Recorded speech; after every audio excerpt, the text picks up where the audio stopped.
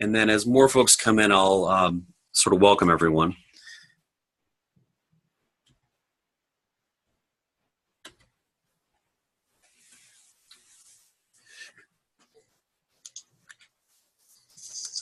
All right, it is 8 a.m., so I'm going to start. Thank you so much, everyone, for joining me this morning. I'm going to talk about Perkins V and then get some input from each of you for the state plan. So just to give you a sort of a breakdown, the time we have together from 8 to 10, the first 45 minutes I'm going to run through a PowerPoint presentation. This is the presentation that I have been sharing with the general public. I have presented it so far to the New Hampshire State Board of Education, and I'm also going to be using this during the in-person listening session. So this virtual listening session really resembles an in-person listening session, the only difference being that we're doing this on Zoom. One thing I am going to ask everyone to do is just during the presentation, if you could mute on your end. There can be some feedback, and sometimes a hot mic will cause some feedback for everybody. So if you don't mind muting during the presentation, I'll open it up for Q&A immediately after the presentation, and then we'll spend the remainder of our time together. That last pretty much an hour will be devoted to going through some listening session protocol questions. And those questions will really get to the heart of the input that we need from all of the really important stakeholders to help us build our state plan. So I'm just going to jump into the presentation now. Okay, so Perkins V, the formal name of the law is the Strengthening Career and Technical Education for the 21st Century Act. It runs from July 1st of this year, 2019, to June 30th of 2025. The law has three main purposes: to support CTE programs in high schools and community colleges, to make sure that CTE programs are of sufficient size, scope, and quality. And this is an idea that I'll return to in this presentation, and then as we get into the questions about the state plan. So sufficient size, scope, and quality for CTE programs. And then as was the case in Perkins IV, also integrating rigorous, challenging academic subject content into CTE program courses. In the past, this has been English language arts and math. In the new iteration of the law, science is included also. So there's some alignment with two other major pieces of federal legislation. And one thing that's key to this is that ESSA provides a lot of the academic subject matter support. There's also some pretty key definitions from ESSA, including some of the special population definitions. So when we get into special populations later in this presentation, we'll see that those come out of ESSA and align with ESSA. And then the other is the Workforce Innovation Opportunity Act, or WIOA, federal workforce law that provides some funding. And there's some opportunities for WIOA and Perkins to really be synergistic and to have a lot of opportunities for collaboration among different workforce development agencies in the state, including employment security, Department of Labor to a certain extent. But WIOA has some definitions also that are relevant to Perkins V, and we'll talk about those a little bit as we go. So looking at the big picture of Perkins and how it supports CTE in New Hampshire in terms of funding, the New Hampshire Department of Education receives an allocation from the U.S. Department of Education, their office, OCTE, which is the Office of Career, Technical, and Adult Education. The allocation, I'd say about $5 million, is actually a little bit closer to $6 million. Of that $6 million, New Hampshire Department of Education retains 15% for admin and state leadership. There are some state leadership activities specified in the law, and a lot of what this office, the Bureau of Career Development, does is to carry out those state leadership activities. The remaining 85% of that initial allocation, it goes to high schools and community college system CTE programs. Key point that we'll keep reiterating is that This funding supports programs within our regional centers and within our community college campuses. It doesn't support necessarily the center or the college. It really goes to those CTE programs to ensure they're of sufficient size, scope, and quality. We do have a secondary, post-secondary split. That's something that's in the law and has been in the previous version of the law also. That's up to the state to decide. And that's something, as we get into our questions later on, something just to consider and think about a little bit. Right now, our secondary, post-secondary split, so high schools, community colleges, it's 80% secondary, 20% post-secondary. So 80% going to high school programs, 20% going to community college system programs. In addition, the New Hampshire Department of Education can hold up to 15% of that 85% in reserve. And the purpose of that is to put out some discretionary grants for innovation, growth, and looking for promising practices and looking for scalable concepts that can improve CTE across the state. So it might start with one center, or in a perfect world, a group of centers working together to say, here's a need we have, or here's something we'd like to try.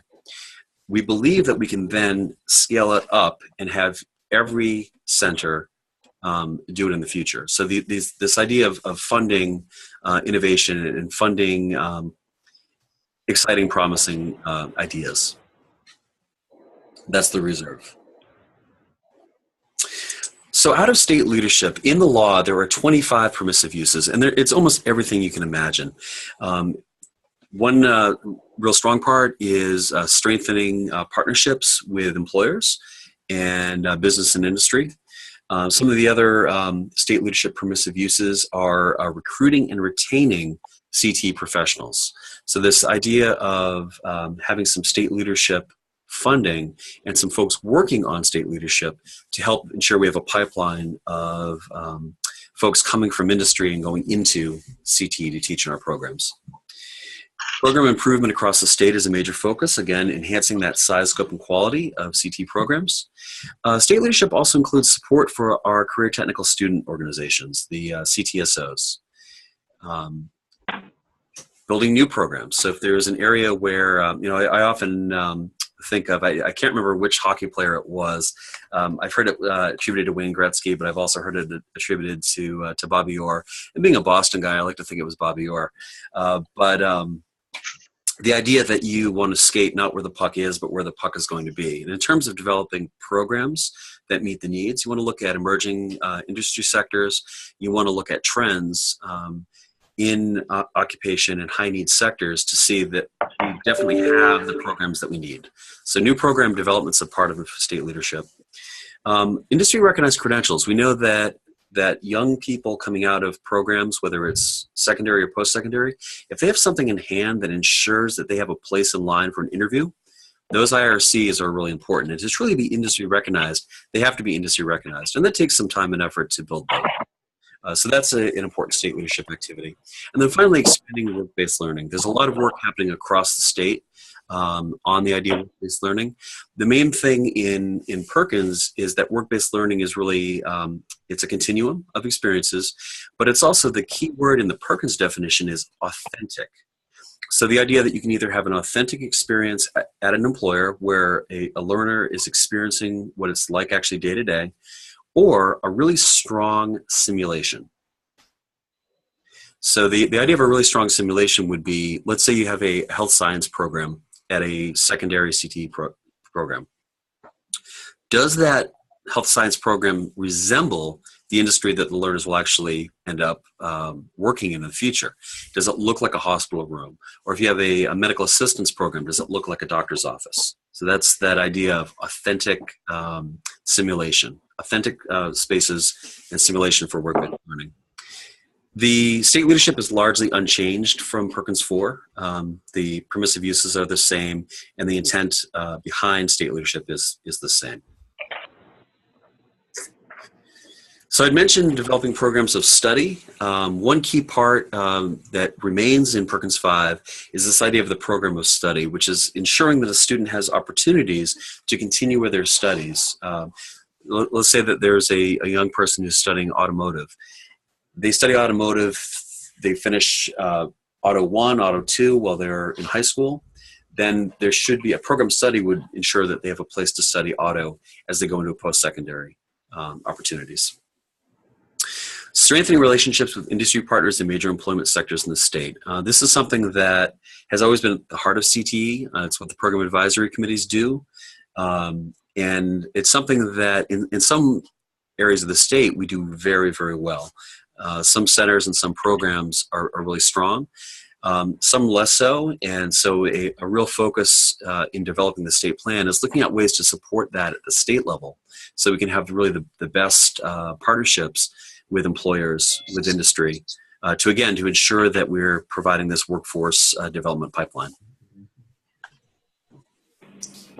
So the state plan. So what we're actually talking about today is we need to develop a state plan for career technical education.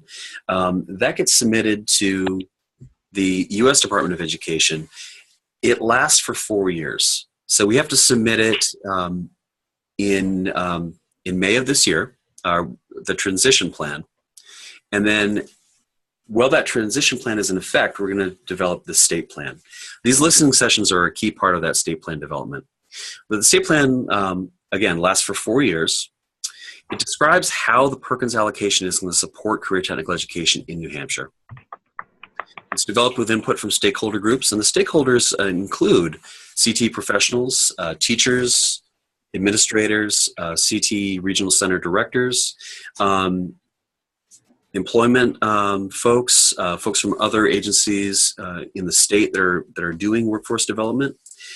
Community college is a key partner in this.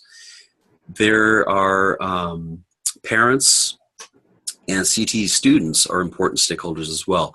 So the idea is you want to get the broadest input. And also, I can't forget some of the trade associations. And if I mention one, I'll have to mention all of them. So I'm not going to mention all of them. But the trade associations and professional groups like chambers of commerce and some of the industry-specific trade associations are really key stakeholders also.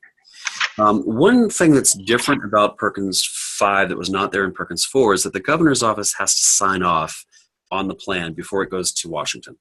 So this is something that it's very much a awareness at the top that the governor needs to sign off and say, yes, this state plan reflects the direction that New Hampshire wants to head in regarding career technical education.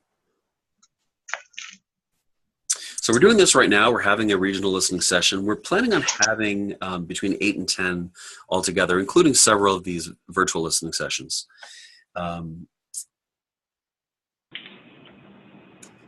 Something that's new to Perkins 5 that I'll spend a little bit of time on because it's worth exploring. There's a part in Perkins 5 that was also the case in Perkins 4, but this is a new piece, the comprehensive needs assessment. So just as the state has to create a 4-year state plan, the locals who are eligible recipients who are receiving funds, which is the community college system of New Hampshire, and the CTE centers, the regional CTE centers, they also need to create a plan. So there's a state plan, and then there's what's called the local application. The local application is a plan for CTE. It also lasts 4 years. It's the same 4 years as the state plan. That's separate and distinct from the annual application for funds. So each year, each regional center and the community college system will submit an annual application for funds, and that describes the activities that they're going to do over that project period, over that year, using Perkins funds. But this local application is this 4-year plan. In order to develop it, the local CTE centers and the community college system have to develop a comprehensive needs assessment. It's completed at the beginning of the grant period, and then it's updated at least once every 2 years. Now, it may make sense to do it every year if locals want to update their information, but it's a fairly in-depth process. One piece about the comprehensive needs assessment is that it has a stakeholder engagement piece that's very similar to the state plan development. So again, getting input from parents, students, community organizers, local folks from government, whether it's municipal government, town government, state reps, members of the Senate, legislators, employers, chambers of commerce.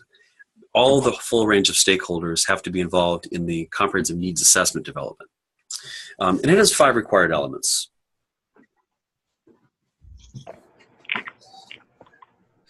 And the 5 required elements are, there's going to be some guidance coming out from the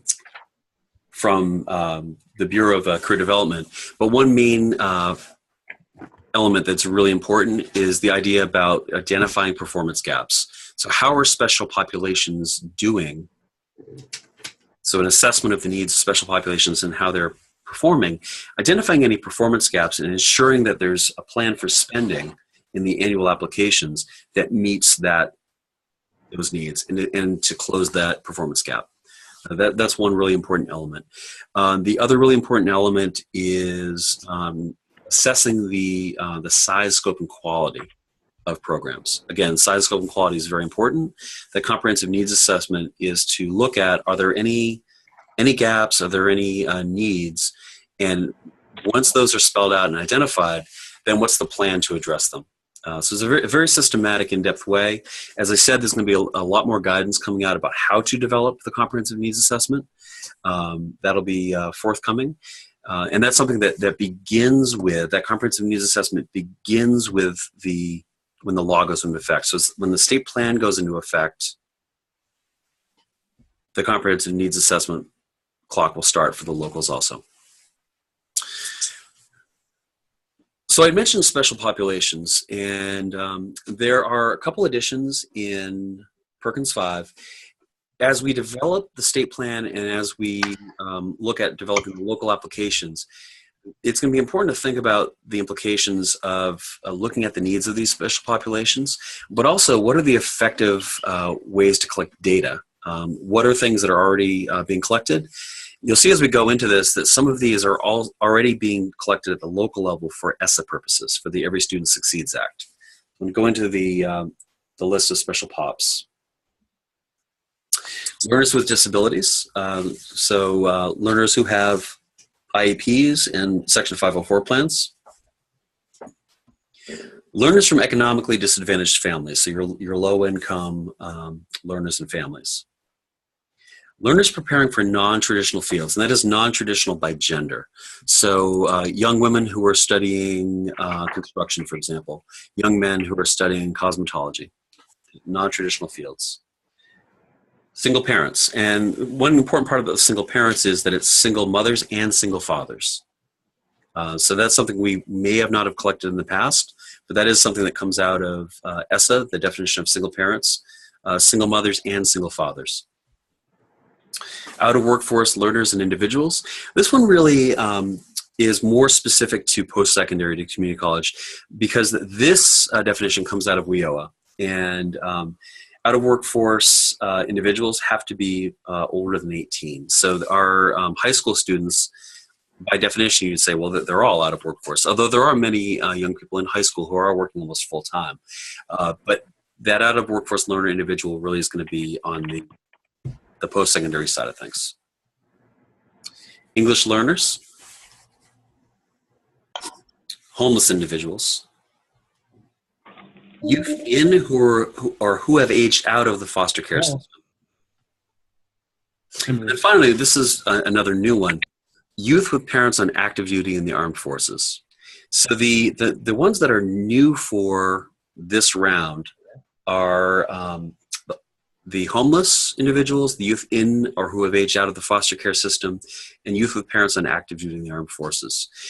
So it's going to take some coordination and some work with whoever in the district or at the community college system that's already collecting this data. I mean, most of this data is already being collected for ESSA purposes at the secondary level.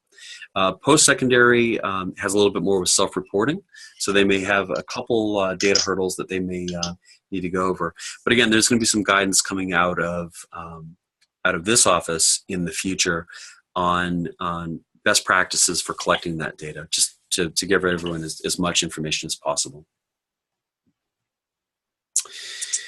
Perkins V has new required uses. In the previous version of law, Perkins 4, there were 9 required uses. There are now 6. So I'm going to go through each. And the key thing that you're going to see throughout this, something thematic, is this idea of building systems. Rather than having single, standalone activities, events, what have you, what systems can locals build?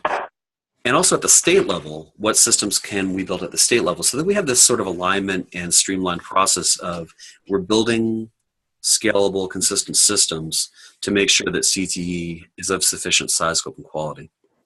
So the first required use is to provide career exploration and career development activities through an organized, systematic framework.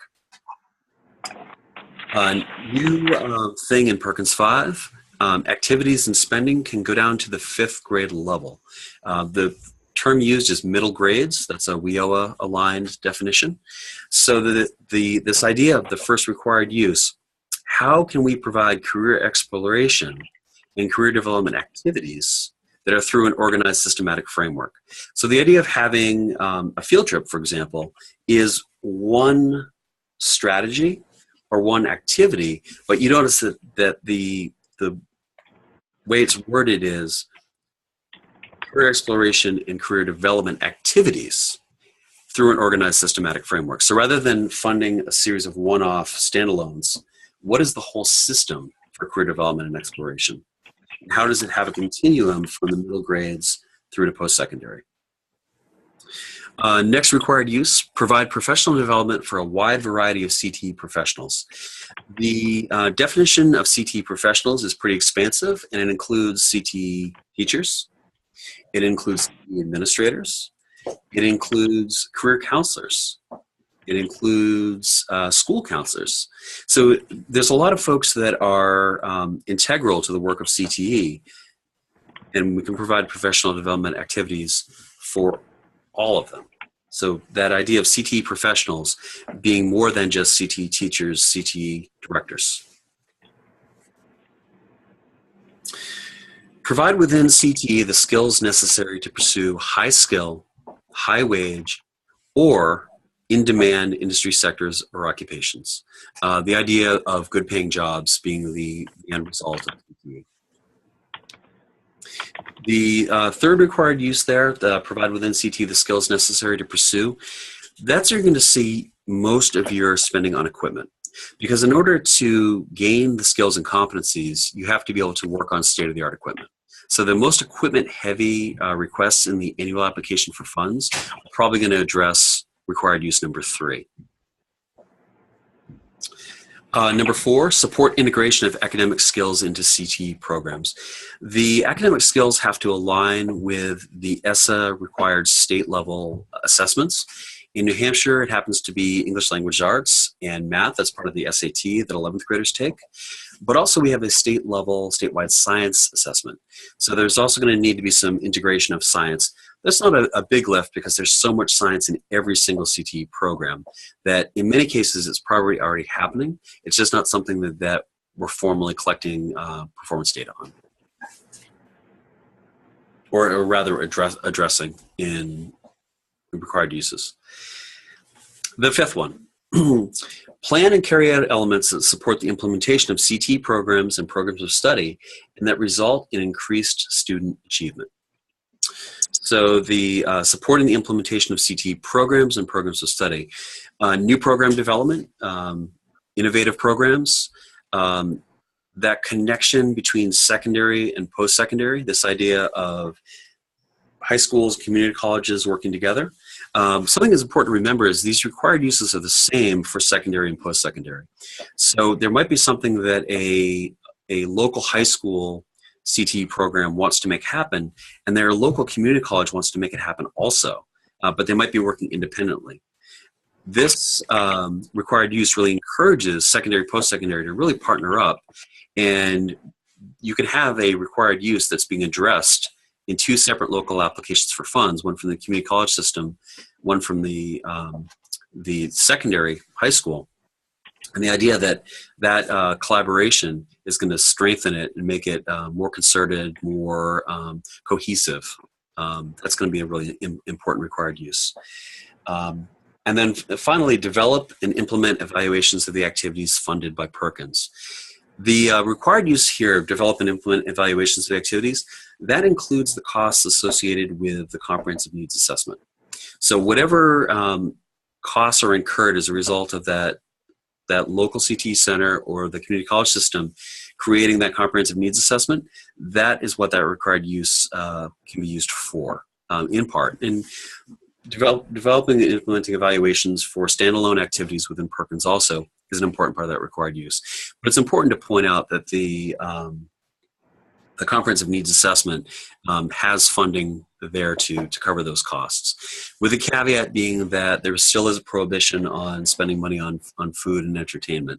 So couldn't have a steak dinner for your local chamber of commerce to talk comprehensive needs assessment, unfortunately, even though that might be an effective strategy. Okay, so I'm going to go into the Perkins performance indicators. So the first indicator are graduation rates, and it's based on the ESSA 4-year rate. There's an option to use an extended year rate, so that should a state choose to do so.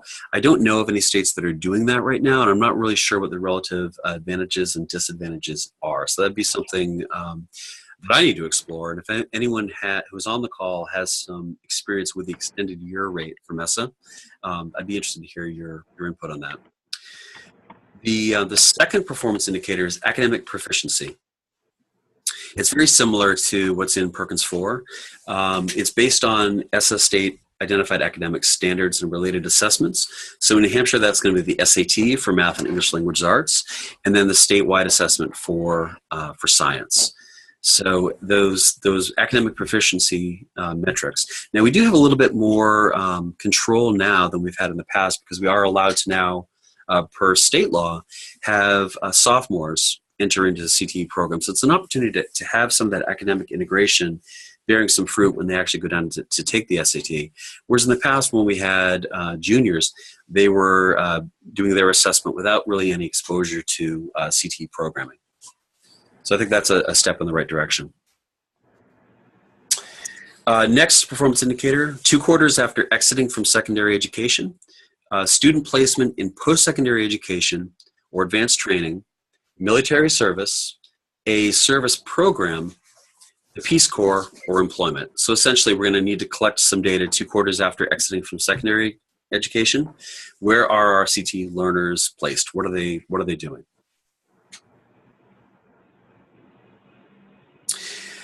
This next piece is what I call the menu. There are some options, and this is going to be really important as we go into our discussion afterwards. What I'll do is, and just to take a step back real quick, I'm going to open up discussion on this PowerPoint for about 5 minutes, just answer any quick questions that folks have about Perkins 5 itself based on this PowerPoint. And then I do have a regional listening protocol with some specified questions that I want to get to. And one of the most important ones relates to this required use option. So in this performance indicator, there is a measure of CTE program quality. As part of the state plan development process, the state has to pick one of the following 3. So we have to consider and weigh these 3 options and pick one that we're going to decide is the performance indicator that the state of New Hampshire is going to report out on each year to DC. So the first option, student attainment of recognized post-secondary credentials. So the recognized post-secondary credentials is could be a number of things. It could be an associate's degree. It could be an industry credential of value. So there's something that is a recognized post-secondary credential. So what percentage of students have attained a recognized post-secondary credential? The next option is student attainment of post-secondary credits in the CTE program and in program of study. So are they working on dual enrollment credits while they're in high school? And then finally, the percentage of students participating in work-based learning. Again, with each of these options, within the state plan, state of New Hampshire is going to have to identify and define. So the one thing about Perkins in general is that it's very flexible and is really more about what you can do as opposed to what you can't do. The only downside to that is there's not a lot of real strong definition. The definitions section is very clear. This is what this term means. That's what this term means. But then when it gets to the implementation, that's where we have to have a little bit more responsibility at the state level. So there is a definition for recognized post-secondary credentials in Perkins 5.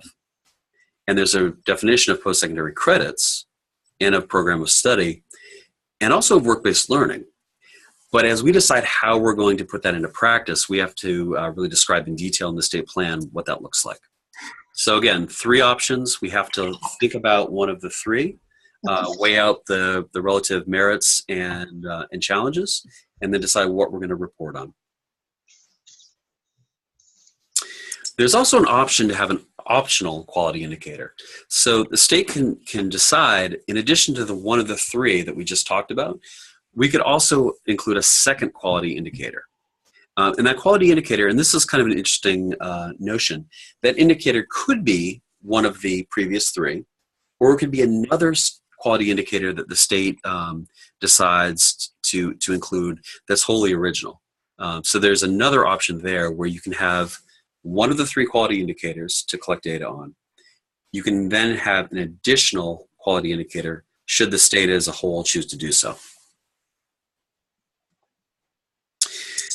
Next performance indicator, percentage of CTE concentrators in CTE programs that lead to non-traditional fields. So our non-traditional learners, students who are studying for an occupation that is non-traditional by gender. One key thing you'll see there is the idea of concentrators and the definition of concentrators. The law defines concentrators as learners who have completed 2 courses, so 2 CTE courses in a CTE program of study. But here's where it gets fun. In the definitions in the law, there's no definition for course. So it's up to the state to determine what a course is. That's something that's going to be part of this conversation. One thing to consider is that New Hampshire is a competency-based state, and we do have competencies for each CTE program. So one possibility, and this is a little bit outside of the box, but I think it's congruent with how we think about competencies and programs, is to suggest that a course in CTE is a number of competencies. So for example, if we have to hit, if a learner has to hit 90% of all the competencies in order to be considered a competent completer of a program, if we then said that they had hit 45% of the competencies, we might be able to say that they had completed 1 course. That's just food for thought. One challenge in the state of New Hampshire always is if we try to be too top-down and say a CTE course is a year-long program, that might not work in every context. We are a strong local control state. So we'd have to really talk through the relative merits of the different possibilities of defining course. But that is one of our something we're tasked with as we develop the state plan, is what is a CTE course so that we can then have a meaningful definition for concentrator. Now I'm sure we'll come back to that and talk about that a lot more. Okay, so I'm going to open it up for Q&A just about Perkins 5 and the PowerPoint I just completed.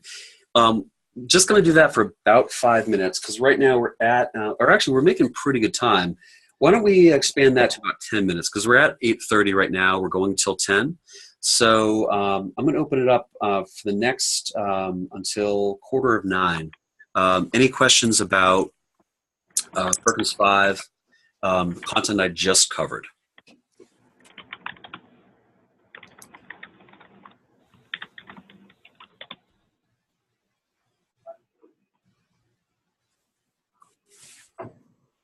Hey, Jeff, it's Margaret. I think you're doing a great job. Oh, thank you, Margaret. I appreciate that. Hi, Jeff. It's Amanda. I just was wondering if you're going to share this PowerPoint and sort of your tips that you went over, like where to put the requests for equipment with us through like email or something. Yes, I will. In fact, I think if memory serves, I did a lot last Friday, but I think I sent out a package to everyone on Friday that included the listening sessions protocol, this PowerPoint, and a few other items. Awesome. Because folks are hosting these sessions. Now, we're going to come, the DOE, Bureau of Career Development, is going to come and do the listening session and host it. But I figure anyone that's interested in hosting a session is going to want to know about what they're getting into. So I did share out a package with the Directors Plus listserv on Friday that had all that included. Jeff, can you hear me? This is Dave Warrender. Yes. Hi, Dave. So Jeff, with us, some of that data, I know you mentioned some of it's the stuff the schools are collecting already.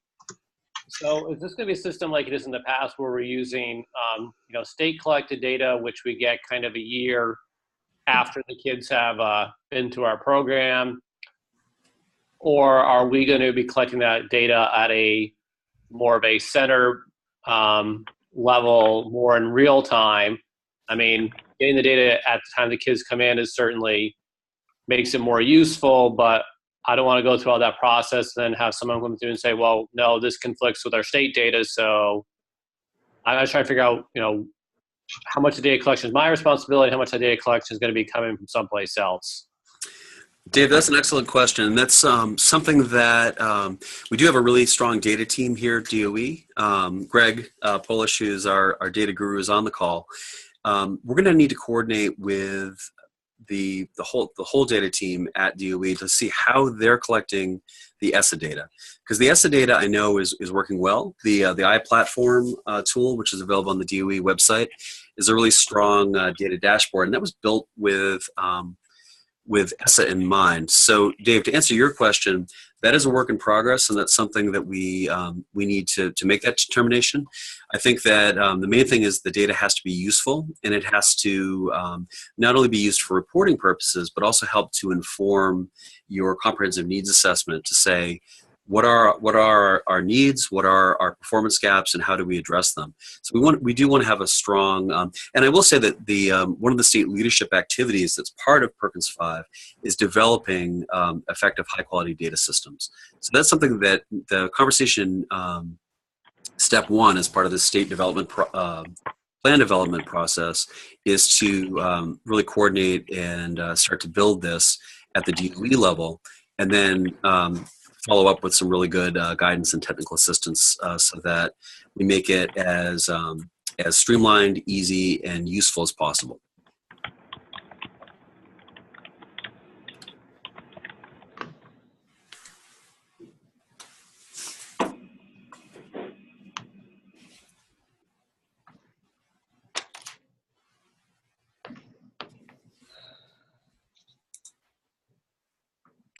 Jeff, it's Dave again. There seems to be a question on the chat that I would have the same question. Is the allocation formula going to be the same, or is it going to be a different way of allocating the funds out? I see some of that question on the chat board there. Oh yeah, great, thanks. I see that now.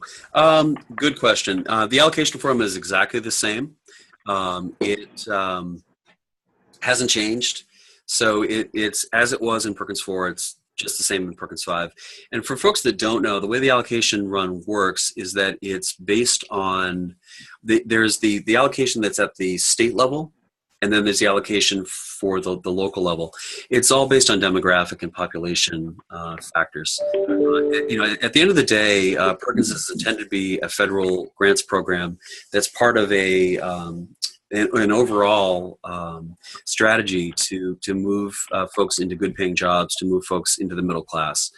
So at the heart of it, it's a poverty remediation program.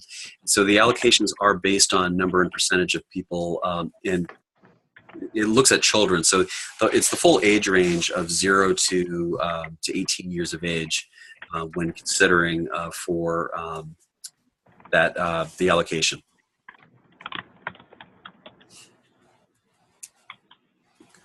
And I do see the chat questions. So it's the amount of the Perkins grant based on the number of students. It's based on the number of children that live in the area, in the region. Okay, so and there's a good question about equipment under Area 5 or Area 6 and the required uses. It really fits into either. To answer your question, Barbara, you really could put it in either.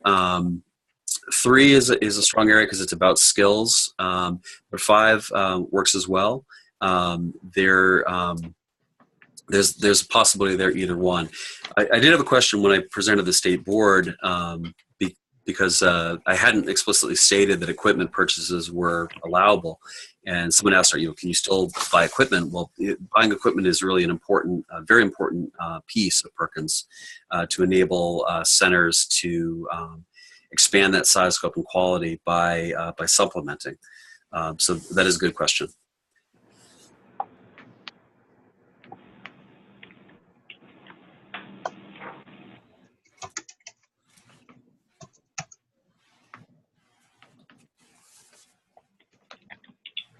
Hey, Jeff, it's Rich Paiva. How you doing? Great, Rich. How are you? I'm good. I'm good. Hey, I got a question for you, which you may not be able to answer, but around the quality indicators, which I know we have to have a lot of discussions about. Mm-hmm. You had said there was an option for a second quality indicator, whether it be kind of a homegrown, homemade one to go along with the other 3, or we pick 2 of the 3, whatever. Is that an either or is that an and? So in other words, if we pick a second quality indicator, is that something we're looking at as being able to meet both the first and second option, or is it like first or second? No, it's an and. So you the quality indicators piece, you either have one of the 3 that you report on, or you end up reporting on 2. Right. So that would mean that, as we've done in the past, one thing I didn't mention is that there's no more FOPL negotiation. So the formally agreed upon performance levels. The way it used to work is that I would call up someone in DC in February, and I would say, "Here's how we did last year, and here's how we propose that we'll do as a state in the upcoming year." And they would say, "Well, we think you can do better than that." And there was a whole negotiation process that was an on the phone kind of thing that happened every year. That part of the law was taken out, and so now the performance levels are determined in the local application, which is that 4-year plan. So you set your performance levels at the beginning of that. So you need, again, good baseline data is going to be useful as we're in this transition plan year.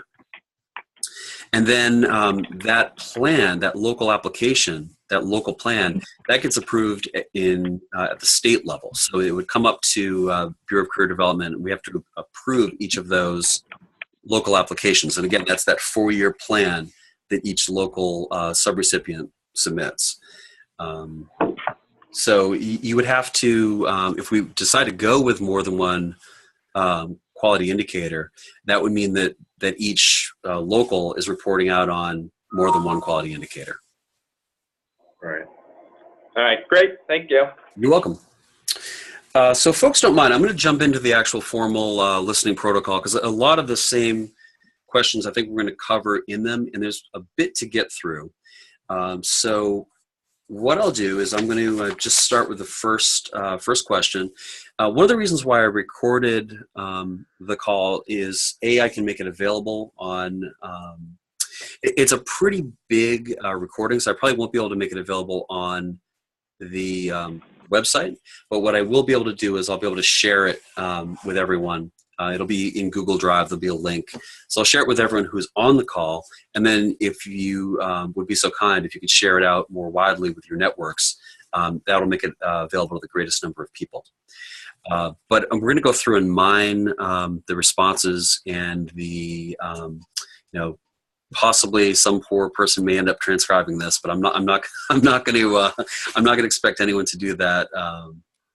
If I'm not going to do it. But anyway, I'm going to go right into the questions. So the first question is, how should the New Hampshire Department of Education share information about career exploration, work-based learning, and opportunities for high school CTE students to earn high school credit?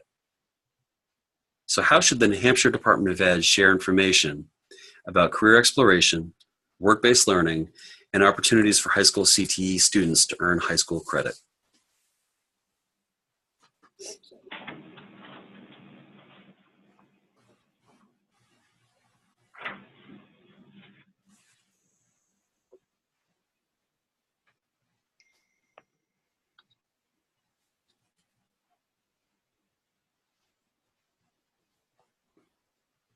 So it's kind of a lot in there. The purpose behind this question is in the state plan, at the state level, the New Hampshire DOE has to share information. We have to get it out there so that the general public is aware that there are career exploration opportunities to be had in CTE, work-based learning opportunities, even just what work-based learning is, and then opportunities for high school CTE students to earn credit while still in high school.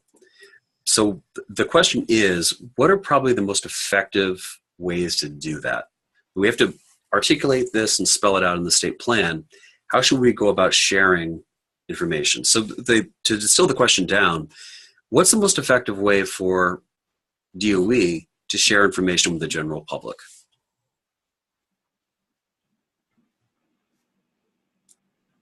Jeff, how do you want answers? Whatever. This can be, because this is pure stakeholder engagement input, whatever comes to mind. How do you like getting information from DOE? Do you, how do you think, and to step it back, what do you think are effective ways just in general, not just from DOE communication, but what are effective ways to share information with, at the end of the day, the users are going to be kids, they're going to be the learners and students, but also families. Families are so important in influencing choices around CTE. So what's the most effective way to get information out to learners and parents? At HOP, it's going through our guidance staff is how to get it to some, but I've been going through the CTE, like our Concord kids through the emails and open houses and listenings at the regional technical centers. I know Steve has done a great job in Concord, I think, really reaching out to parents. Mm-hmm. So it's guidance staff through the schools, and I think directly through parents through the regional centers. Yeah, and there was a study that Advanced CTE, the National Association of Career Technical State Directors, did. It's now a couple years back, but they found that school counselors are the most trusted source of information. That parents and students trust them more than anyone else to give them good quality information about CTE. So that sort of boots on the ground is a good strategy. Everything I get, I send to them. Great. Has anyone had any success? I know Chris Dodge in Salem has had some success with direct mailing. Has anyone else had any experience with that? Yeah, I mean, usually if I want stuff to actually get to the parents and it's about career technical education, as much as our regional guidance counselors are supportive, they're awful busy. Mm-hmm. And I think sometimes the CTE stuff kind of falls to the wayside of their priority list. So if it's something we want the students to have, I mean, we stick a stamp on it, mail it to them, or we use our direct distribution, alert systems where I can send emails to people. That I think, because I don't do it a lot, I think it maybe gets a little bit more of their attention. And then honestly, it's funny, they may pay more attention to one article in the newspaper than 25 emails from the school principal. Mm-hmm. So there's just so much information coming at people that I think you have to send out there a couple of different ways if it's important. Great. Thanks, Dave. That's helpful.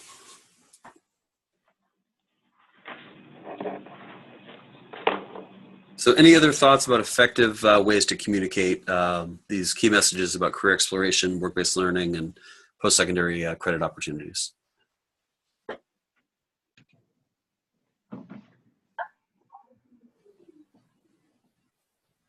All right, great. I'm going to go into the next question.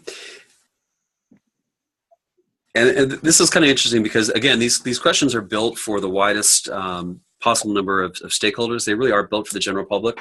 I know the majority of us on the call today are CTE professionals, so you're very close to this. But I do want to go through, it's a standard protocol, so I'm going to go through each question, even though I know the audience is a little bit different than a general public audience would answer this. What do you know about CTE programs at the community college in your area? Is there a clear connection between high school CTE and CTE at the community college?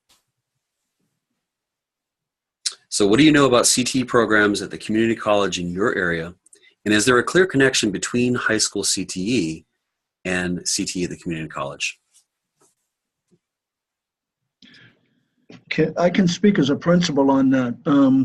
That because I'm not in a tech center, I don't know a whole lot, quite frankly. And so I send my kids out to Pinkerton and Elburn.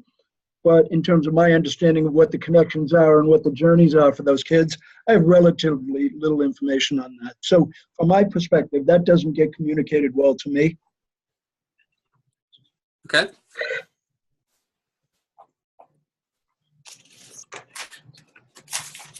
Yeah, I think you get a lot of different levels of understanding on that. Unfortunately, I think we're in a reality right now where we may have kids who are actively enrolled in Running Start classes and don't fully understand what the connection is between their program and the community college. So that's probably going to come up as an area for expanded effort. And a lot of it will go back to your first question of how do we effectively communicate, and it's even more challenging for the colleges because they have very little direct pathway to high school students. Mm-hmm.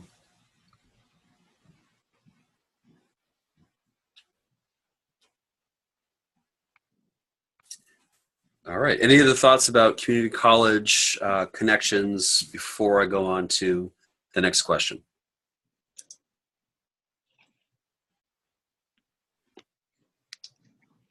Okay. Does CTE offered at the high school prepare students for good jobs in this local area? So good jobs meaning high skill, high wage, or in demand. Are there any programs we don't have in New Hampshire that we should have in order to prepare students for good jobs?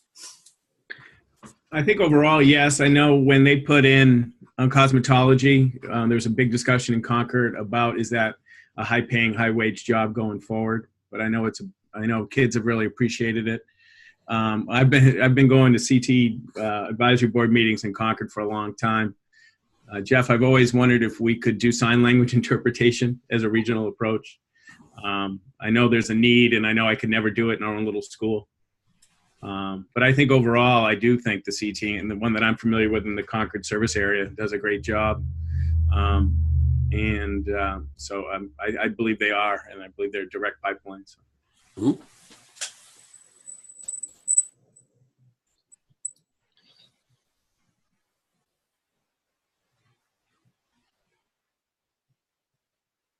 And this is another one that, again, the general audience might approach this in a different way. We're also very close to this work, but I do wonder. So the second part of the question: are there any programs we don't have that we should have? So there's an opportunity to dream big. So Scott Stump was the assistant secretary, who is the head of CTE in DC, said that really Perkins V is a great opportunity to rethink and to kind of be bold. So are there any kind of out of the box programs based on emerging needs? I mean, again, new programs always have to be based on a strong labor market need indicators. We want to think of them in terms of investments. So it really needs to be something that ensures that a young person will come out of a program able to earn a living wage, but also in a perfect world, stay in the state of New Hampshire. I mean, I'm speaking as the representative of the state here for a minute. A large part of my job is to ensure that we're retaining talented and creative and intelligent young people in the state, which is not to say that the students that stay are not that, because they are, but we're really about workforce development in the state of New Hampshire. So are there any programs that you can think of that we do not have that there's a strong employment need for? Well, Jeff, I think that part of one of the rubs we're going to get into is we have a conflicting mindset about what is going to work for a 16 or 17-year-old, what's going to be appealing to them, and the cosmetology was a great example of that.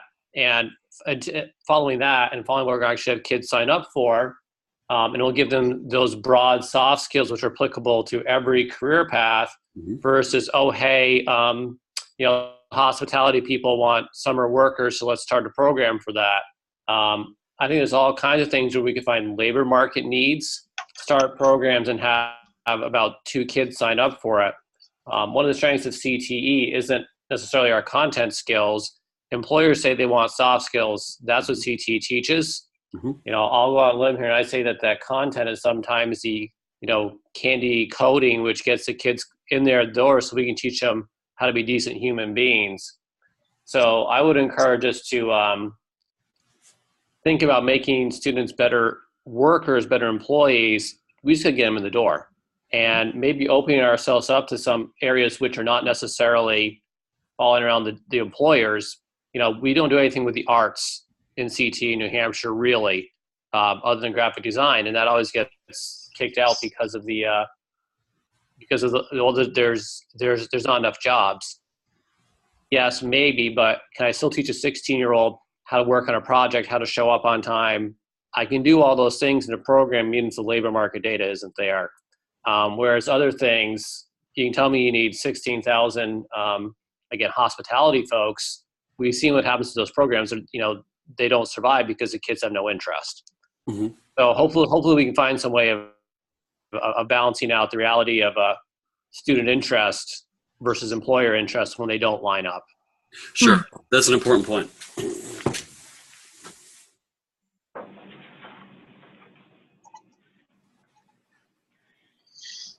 Well, and at SST, what we're seeing, I know this is happening around the state, is kids leaving with great skills and even a job, and then after 1 day or 2 days, it's not exactly what they thought, and they quit.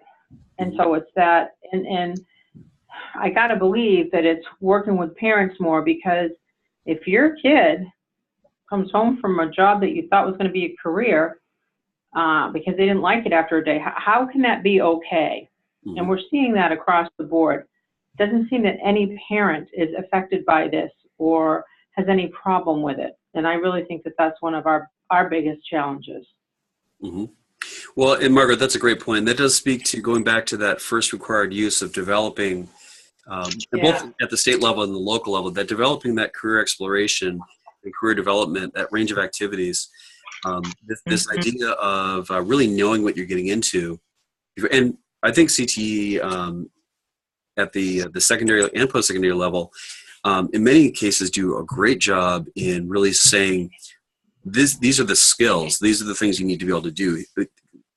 Students come out very highly competent, but in some cases, they haven't really been able to try out the authentic environment, authentic experience, and I think that's what you might be describing. And then there's some other sort of intangibles that are Dave had earlier mentioned soft skills, and that sort of grit and dues paying and tenacity are really important things that are part of project management that are something that, as we look at career development and career exploration, are things we should definitely continue to think about. All right, so I'm going to move on to the next question. This next question is really about access. So the question is, can every student who wants to take part in CTE? And if not, how can we improve that? So can every student who wants to take part in CTE? And if not, what can we do to make that better?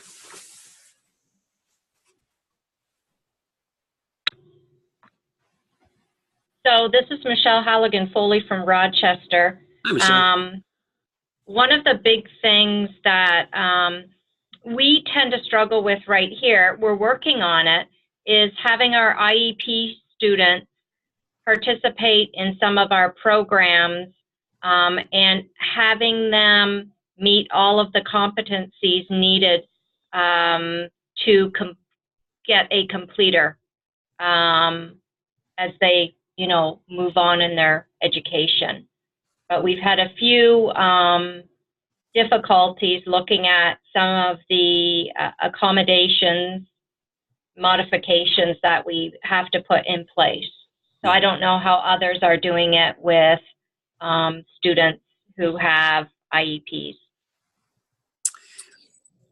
Michelle, if there was technical assistance from DOE and how to implement accommodations, would that be something that would be helpful?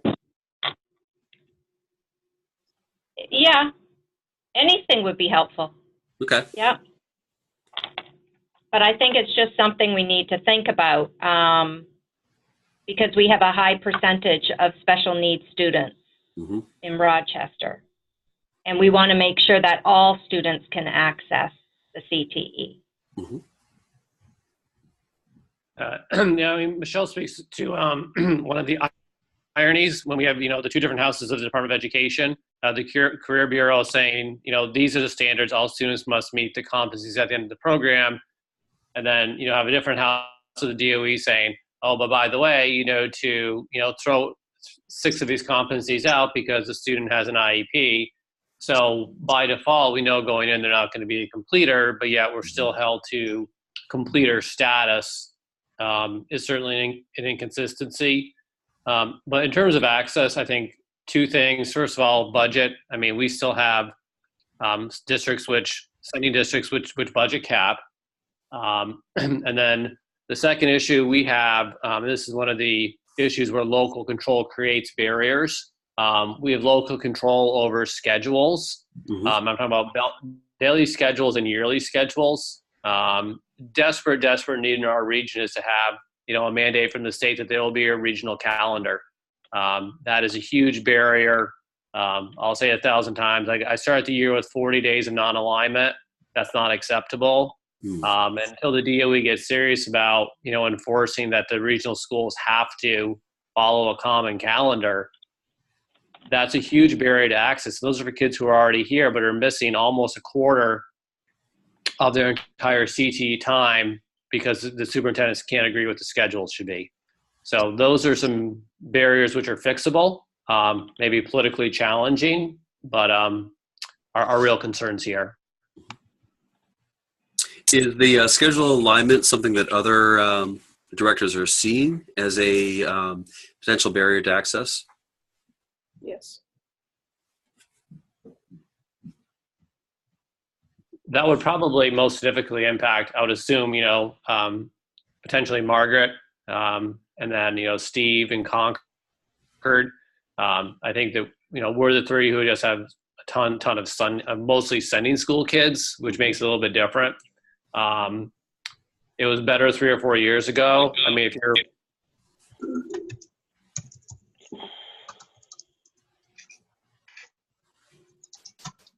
okay. So any other thoughts about access and ways that we could improve access before I go on to the next question? The next question is a big one. So any other thoughts about access?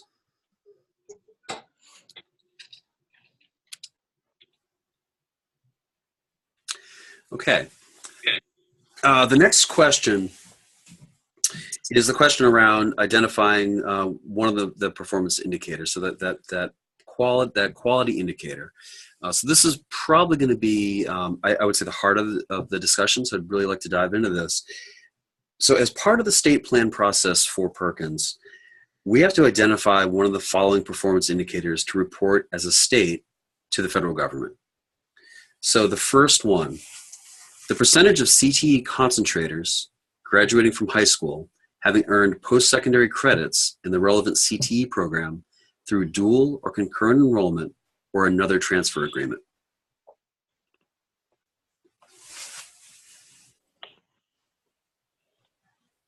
So the percentage of CTE concentrators graduating from high school having earned post-secondary credits in the relevant CTE program through dual or concurrent enrollment or another transfer agreement. The next one. The percentage of CTE concentrators, students completing a minimum of 2 CTE courses, graduating from high school who earn a post-secondary credential. And then finally, the percentage of CTE concentrators having completed at least 2 CTE courses, graduating from high school having participated in work-based learning. So I'm going to read each one more time, and then I'm going to ask everyone just to take a few minutes to reflect, and we'll all discover collectively just how long a few minutes can be. Originally, for the in-person listening sessions, I put out 5 minutes as a total. I think that's probably a long time, so I'm going to say 3 minutes. But I'm going to read through each indicator one more time, then I'm going to give us 3 minutes to just kind of think and then let's talk about the relative pros and cons of each. All right, so the first one, the percentage of CTE concentrators, students completing a minimum of 2 CTE courses, graduating from high school who earn a post-secondary credential.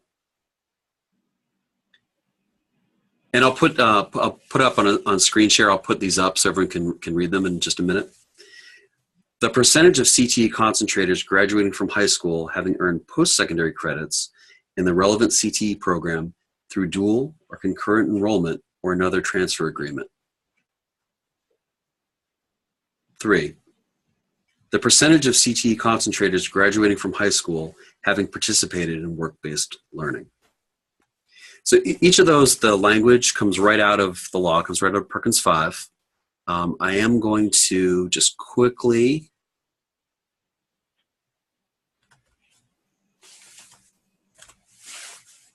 minimize this on the screen share. And I'm going to go to protocol so you can read through those.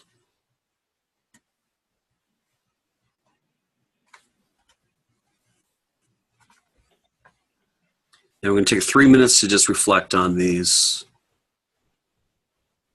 indicators. I'm going to just make this bigger.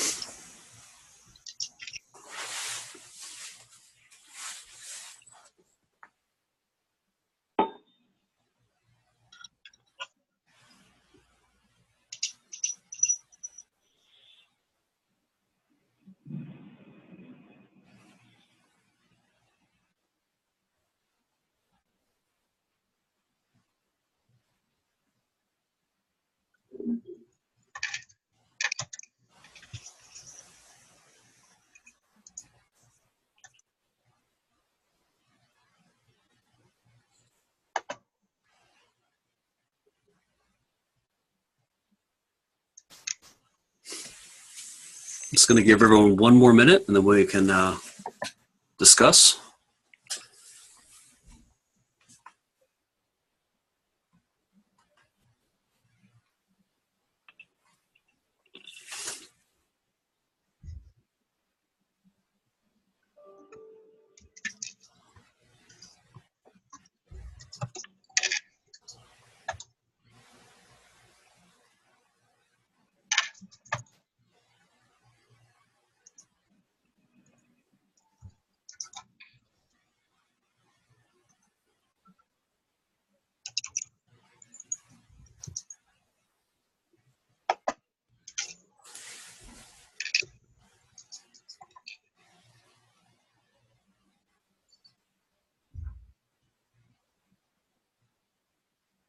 Okay, so let's talk about it a little bit. So looking at the 3 indicators,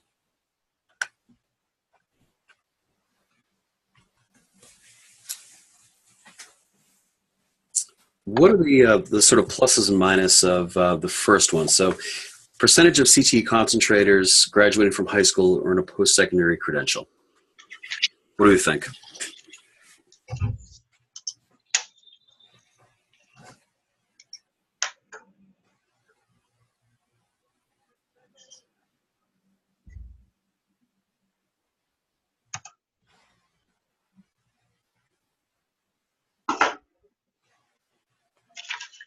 So I see a couple in the chat. First up, of the three, the work-based learning opportunity is the best choice. Students need a solid understanding what career is actually like, where they will start in the career. We have the leaning toward the second or the third, so the earning post-secondary credits through dual enrollment, or percentage of CTE concentrators having participated in work-based learning.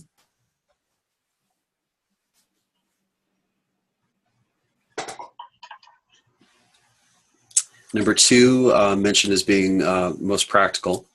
One advantage, I will agree, is one advantage of the dual or concurrent enrollment is it's relatively easy to collect that data. Right. It's something that's already system in place, something folks are familiar with.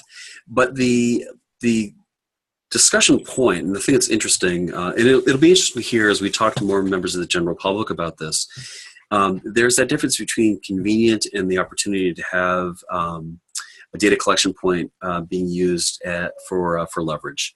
So there's something that we feel as a CTE community that is important for us to do more of. Any one of these can be used as a lever point. So that's just something to consider as we talk about it. We know that the post-secondary credit metric is one that's convenient, and there's a lot of advantages to having something that's convenient and familiar with for people. What do we think about that piece? That idea of, should we go for data that's relatively easy to collect, or should we go for data that helps us to increase something or put something more into practice? And that could be the case for any of them. But what do folks think about that?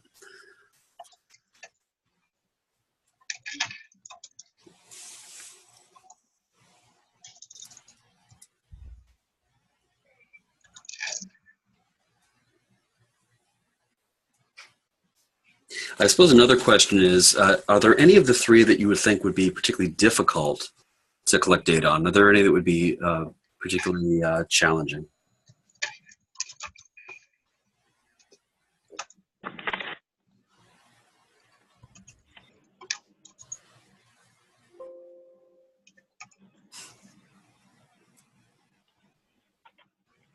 Okay, so I'm going to open up just thinking again about, there's something embedded in these questions, the idea of concentrators. So the definition of the law is students completing a minimum of 2 CTE courses.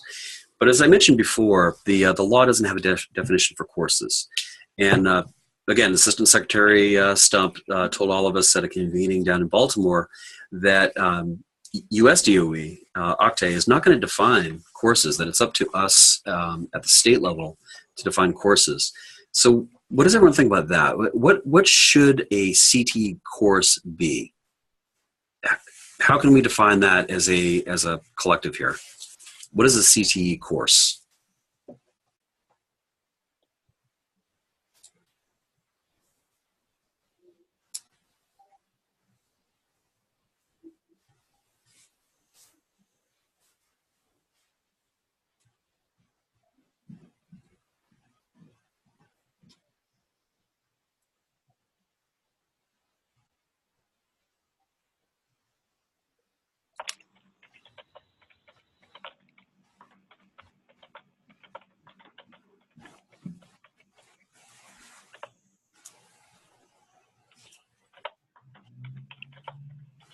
Okay. Bruce had mentioned in the chat, he just said that the idea that I'd thrown out there about having it be about half of the competencies makes sense to him because it's skills gained, not seat time. Seems to be in line with our competency-based New Hampshire values. But does anyone else have another idea? Is there another way that we could define a CTE course?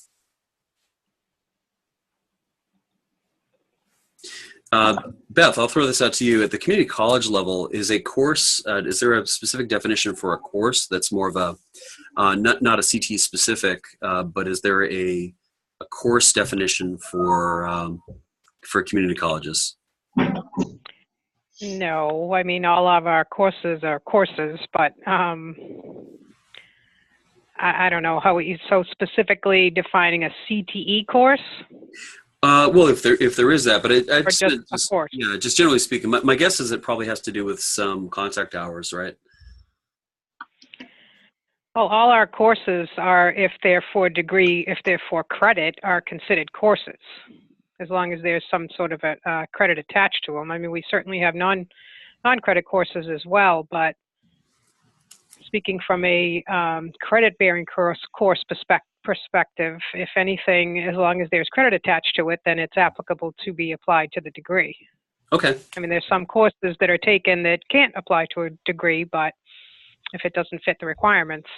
But for the most part, no, I wouldn't say that there's any specific definition. Great. Okay. And I should just mention to everyone else that the reason I didn't talk about the post-secondary indicators, there are separate post-secondary indicators. Post-secondary doesn't have the same menu option. They have 3 indicators that are the indicators. So this conversation is really relevant just to secondary level, but I thought it was interesting to bring in the idea of what is a community college course, just to see if there's any way, again, that we could align secondary, post-secondary. But it seems like we're really talking about that would be an apples and oranges situation. Yeah. Yep. Jeff, I think if you were starting from scratch, the competency is ability to apply to be able to do something. So if you did an introductory course, a proficient course, and then a proficient with distinction. So I wouldn't necessarily say 45% of the competencies, but competencies at a level to do what would be the introductory skills. Competencies which would get you to a proficient, and then competencies would get you to a show you that is proficient with distinction, something. So levels could be a course versus, because I don't know how you can be half of the competencies to drive. If you can't drive, you're still not competent. Right, understood, and I think I don't want to paint myself into a corner with this, but my assumption is that it has to be something quantifiable, and I think that if there was a standard way to quantify what you had just described, perhaps through a leveled rubric, that might be a way to get at that. But we need to be able to demonstrate that, because at the end of the day, because these are performance metrics, we have to be able to quantify it and be able to report out in a way that is cohesive and is standardized. So that's well worth thinking about, and that's something we should dig into more. And there's something, again, we're collaborating with the data team is going to be important. I like creating a division between courses based on level of ability to apply versus just seat time, or even just be able to do. And if you can have flexibility, or you can restructure courses within courses. Mm-hmm. So it's possible that you could have more than one course in 1 year of CTE because you passed, introductory to proficient with distinction. That's pretty exciting. So theoretically, a student could enter in as a sophomore and could actually attain all of the competencies. Let's say they'd come in with some prior experience. Could they move through those levels and actually be a concentrator after year 1? Right. If you decided course based on level of ability to apply the content, as opposed to just seat time, or even just being able to know or be able to understand. Right. But I would think it's the application that is the critical component. Mm-hmm. I don't know. Yeah, and Barbara asked a really good question too, which is, are we talking about successful completion or received credit? Again, that's for us to determine. There is no working definition of course, so we have to determine what that is. Don very forcefully stated time should not be a measuring stick. When one center suggests that a student is complete in a shorter block of time, and another student suggests that another center suggests that a student is competent or has completed in a longer block of time, is that comparable? So that comparability is another important part of this that we really have to dig into.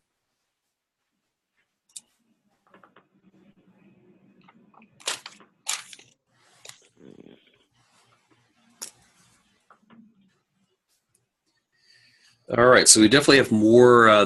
We have to keep this conversation going. Certainly, let's talk a little bit more about the percentage of CTE concentrators graduating having participated in work-based learning. What do we think about that? It's a hot topic right now. A lot of folks are, it's on a lot of people's minds.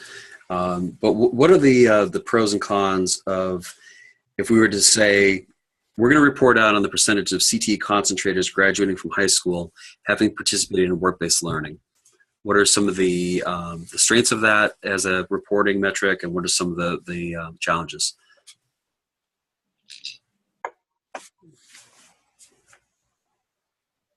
Oops, what did I do?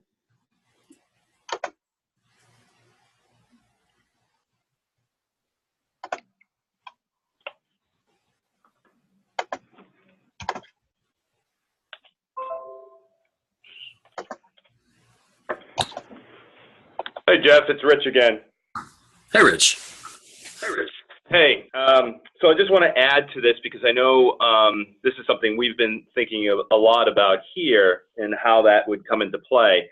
So a couple of things that come to mind that I think need to get clarity, and that's how are we defining work-based learning? That's the first one. And second, if this is going to be kind of a universal statewide performance indicator, some centers may struggle with that just based on what they have for local industry resources. I mean, I know we do relatively well here, but I know a lot of that has to do with, one, the relationships we've built, and two, you know, how close we are to different partners within, you know, the Souhegan Valley area. And then we've also lucked out pretty well with students being able to have their own transportation. So there's the third issue there. So. Mm-hmm. Yeah, very good point. Rich, just to respond to that, as far as a work-based learning definition, I think, I don't know if Steve's on the call, but I think you all know that we're participating in a National Governors Association work-based learning grant, basicay, or initiative, I should say. And we are working on a definition. There's a specific definition that is being sent around to a number of different constituents right now, including many work-based learning coordinators at the high schools around the state. So we do have one as far as this grant is concerned, and I know that Steve would certainly be sharing that with many of you if he hasn't already. Not only a definition, but a continuum, if you will, of various levels of work-based learning, because the National Governors Association definition of a work-based learning, they consider it I forget the word they use, it's either quality or, I forget, but basically that falls into only one category, which is like apprenticeship, internship, or basically those two. And then there's, you know, a continuum that leads up to that. It's basically you're looking at, you know, career exploration or learning about work and then learning to work and then learning through work. So those documents are being prepared and will be finalized, I would say, within the next couple of weeks. So, and whether or not, you know, CTE adopts them as their definition and their continuum, you know, remains to be seen. But there's been quite a bit of work done on the definition, which we will all be sharing very, very soon. Yep, and that's a great point. I appreciate you including that information for everyone.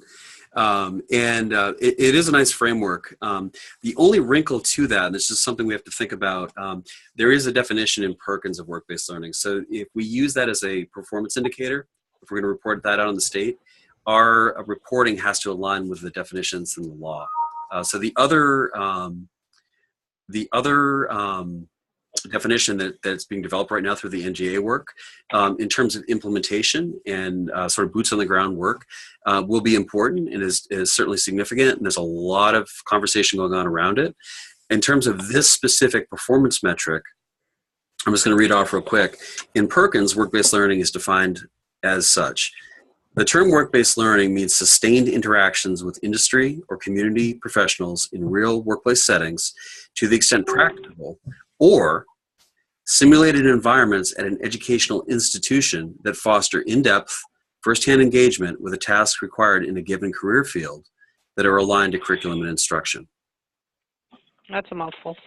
It is. But one part that I will point out, so some of the concerns about equitable access that have been raised, when they talk about, the main thing is sustained interaction with industry and community professionals in real workplace settings, and then it says to the extent practicable.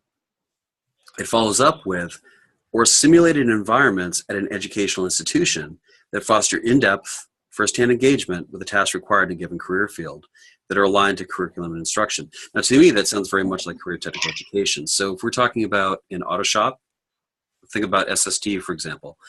You've got a simulated environment that looks exactly like a shop at a dealership, or many of the cosmetology salons. Think about walking into Pinkerton's setup, which is very we have a lot of state-of-the-art simulated environments. Many of our health science programs, for example.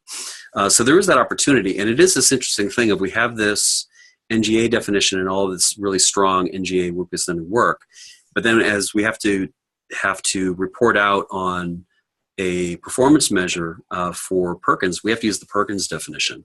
So it's just that's an interesting wrinkle to consider as we continue to talk about this.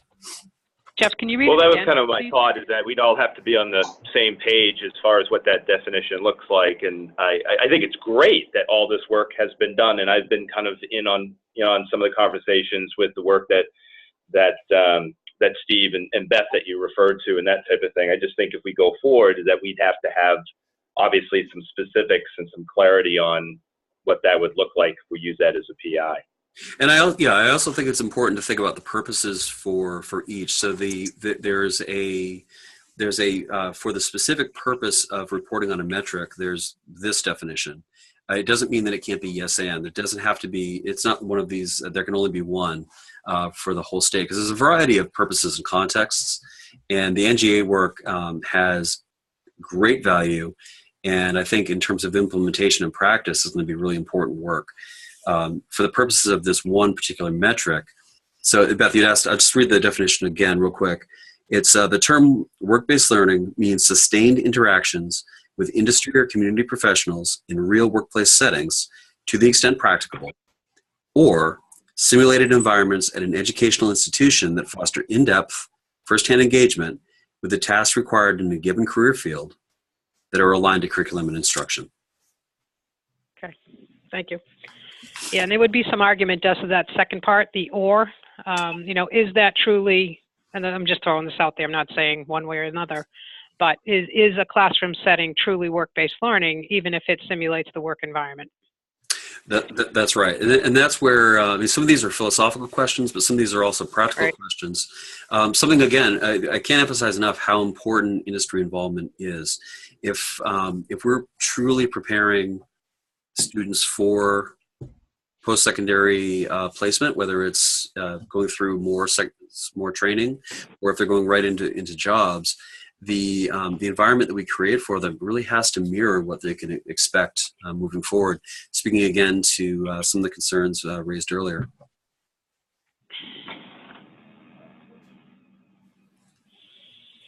All right, so I like to, we're actually a bit ahead of schedule. We have about half an hour left. I like to end up on a kind of a creative and fun note. We talked about some kind of nuts and bolts, dry kinds of pieces. This next part is the what could be. So again, a big part of state plan is to really rethink how we're doing CTE. I mean, there are some ways that we have things that are very effective and very highly functional. And there's also some opportunities to sort of dream big. So the last question I'm going to put out there is, this last part is targeted, because again, these listening sessions are primarily regional. These virtual sessions are the only ones that are statewide with statewide folks all together. So the first part of the question we can kind of disregard, unless there's something that you'd like to specifically talk about. So I'll just read the whole question, and then we'll see how we want to approach it. All right, two-part question. First part, what else should we know about CTE in your region? So, what else, is there something that is unique, special, cool, interesting about CTE in your region? And then, what would ideal CTE look like? So in a perfect world, if we don't get hung up on some of those SWOT analysis things, the strengths, weaknesses, opportunities, threats, and just think about imagining in a perfect world, what would ideal CTE look like? So the first part of the question, does anyone want to share anything about CTE in your region that you think we should know about as we design the state plan?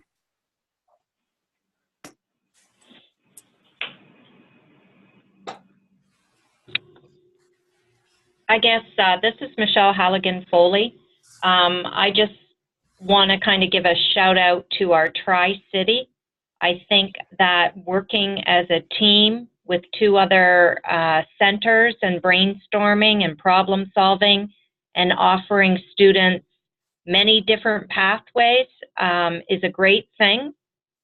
So with me being fairly new, a couple years old, it's been great to have that support, that mentoring, and to you know, move not only one center forward, but all of our centers forward in collaborating.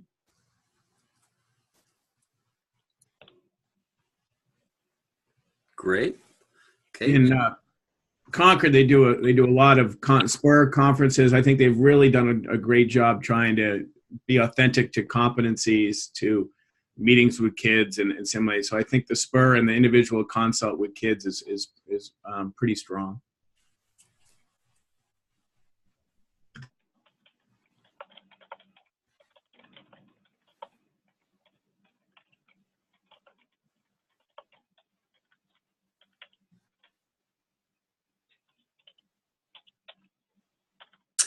Okay, so let's move on to the second part of the question. In a perfect world, so what would ideal CTE look like? I'm keeping this intentionally kind of broad and vague, but what would ideal CTE look like?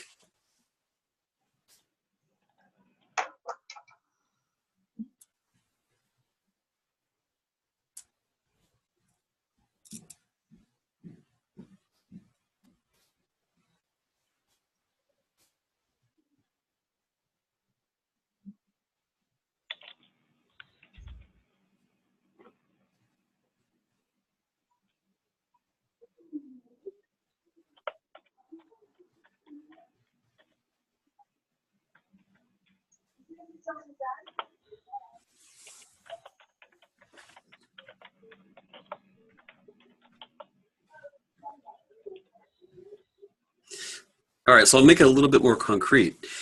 If there's one thing you could change about the way that we deliver CTE right now, what would that be?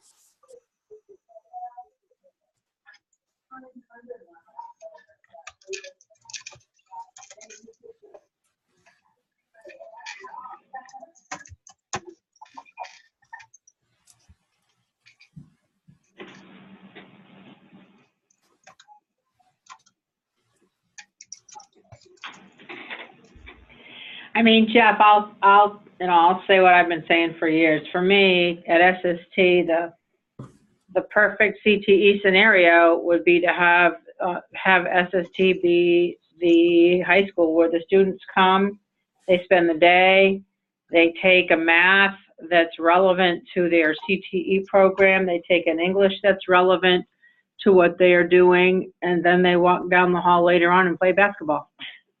Mm-hmm. And we have a team. the techies. That's right. Just because we have so many kids who just, you know, can I stay here? Please, can I just stay here? Do I have to go back there? I mean, we hear that all day long. And boy, to be able to deliver an entire education here where kids are successful, I just think would be incredible. Okay, and I see a couple coming on the group chat too. Continued expansion to lower grades, stronger linkages with community colleges, middle school, middle grades level, beginning a pathway to whatever extent possible, and then a CTE program going on with interdisciplinary coursework. So again, that idea of integrated academics.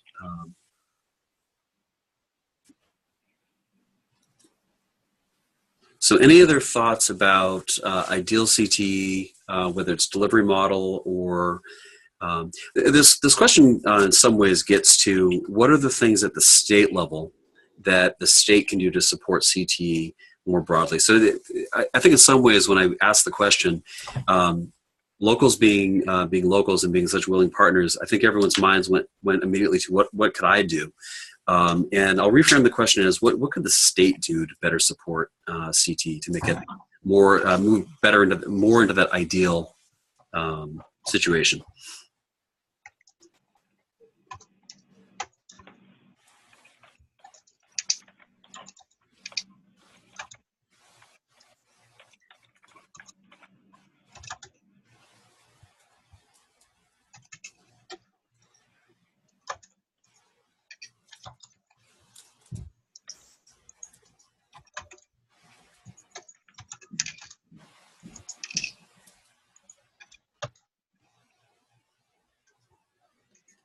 All right. Well, keep in mind this is an ongoing conversation. Our time together here is not the end of the state plan development. There's numerous more opportunities to talk more about these things and refine these ideas.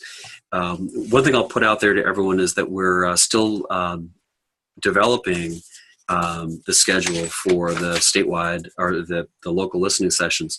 So if you're interested in hosting one, I can either let me know or let Courtney Richings in the Career Development Bureau know, and we can talk to you about setting up a time. We're filling up pretty quick, so I think that the sessions would be in June. Which I know is a busy time for everyone and maybe not ideal, although maybe be good for families and community partners and business owners, employers. You know your communities better than I. But just to throw that out there, that's still a strong possibility. I'm always open for questions. State plan is a robust process that takes a lot of time and with a lot of partners. So I'm very appreciative that everyone took the time to get on the call today. I just want to put it out there one more time for anyone to share any last thoughts, any things that you're still wondering, final questions or statements, and then I'll finish up the call in about 5 minutes. So anyone have anything that they want to share before we close out?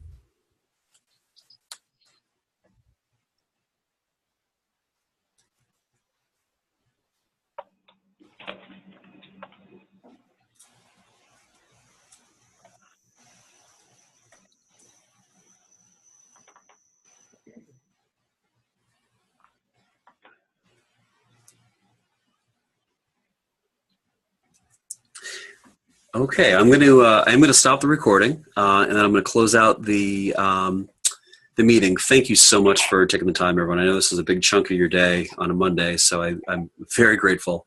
And again, we'll keep this conversation going. Thank you so much, and have a great rest of the day, everyone.